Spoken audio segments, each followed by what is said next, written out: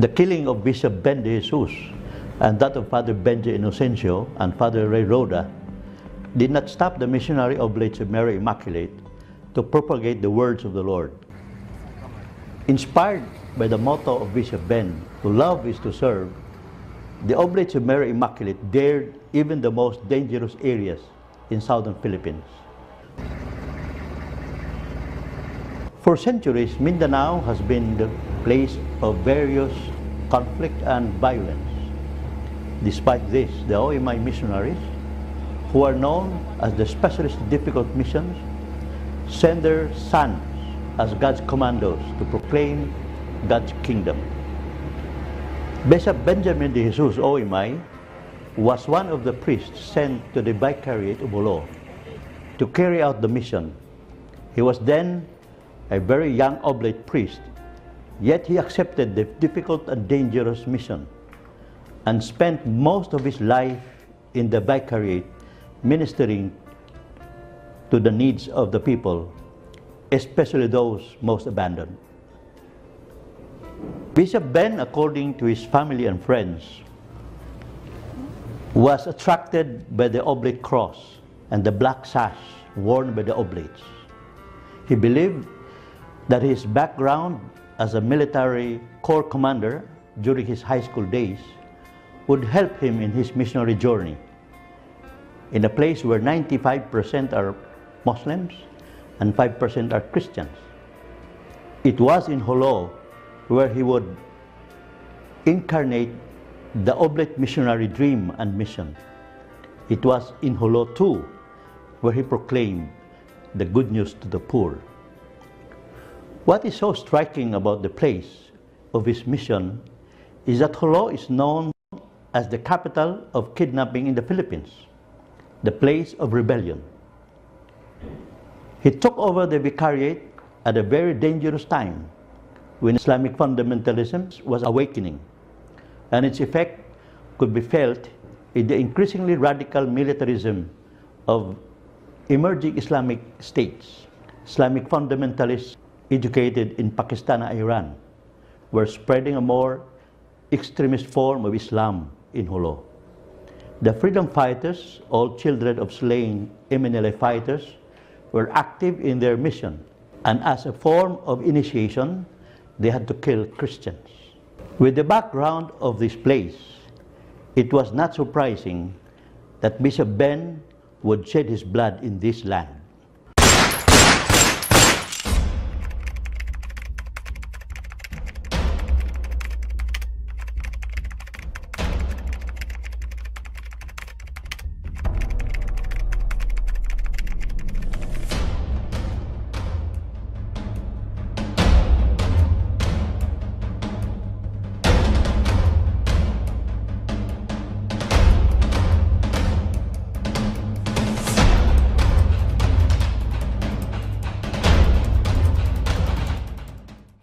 May narinig ako na pak, pak, pak, pak.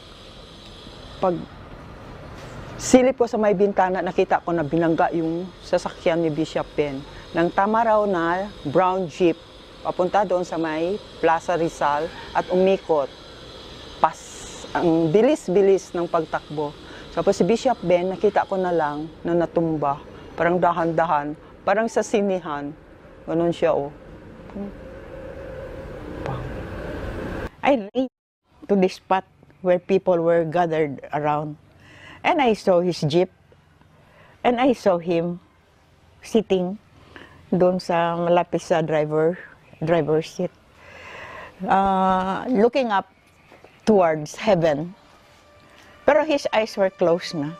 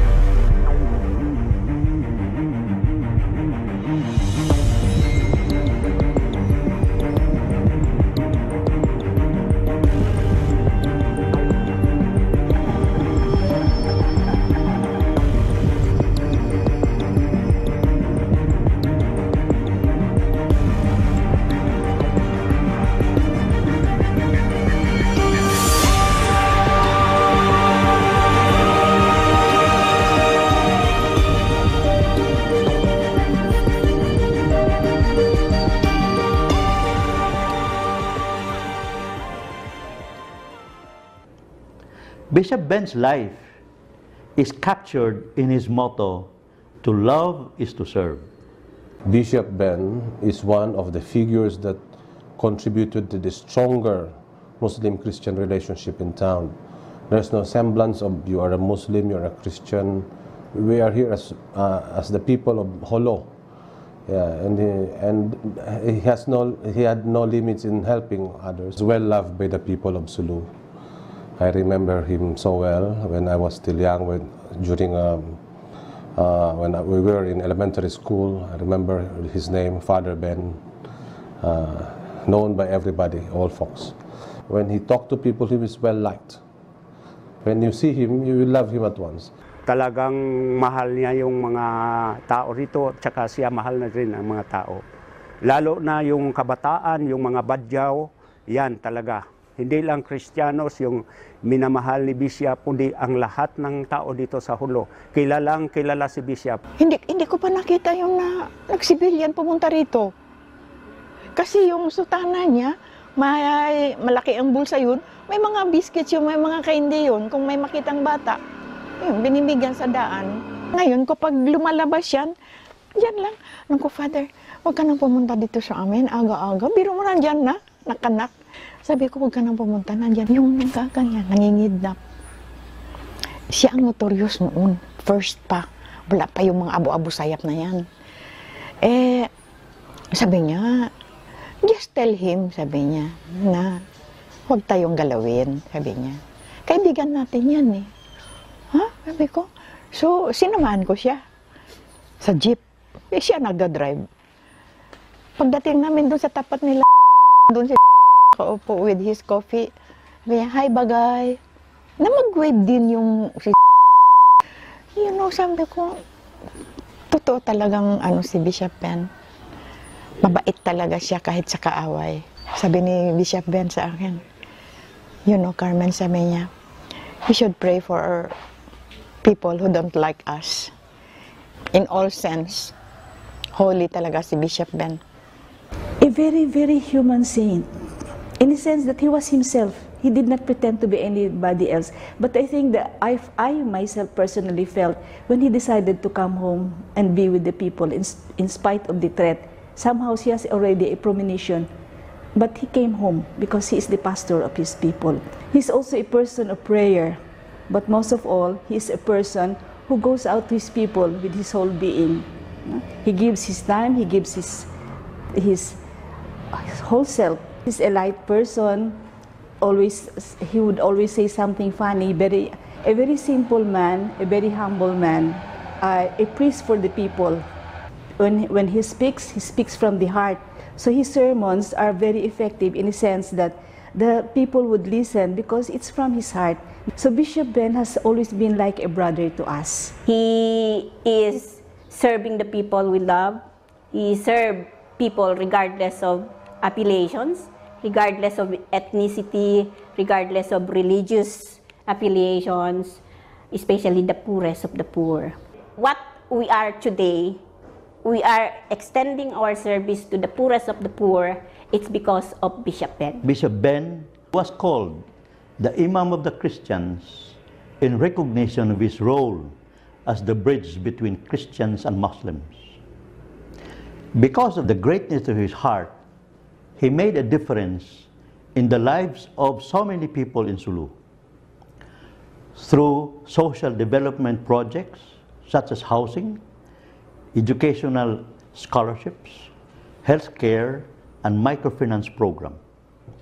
And even to this date, those projects and programs contributed to the harmonious relationships between Muslims and Christians.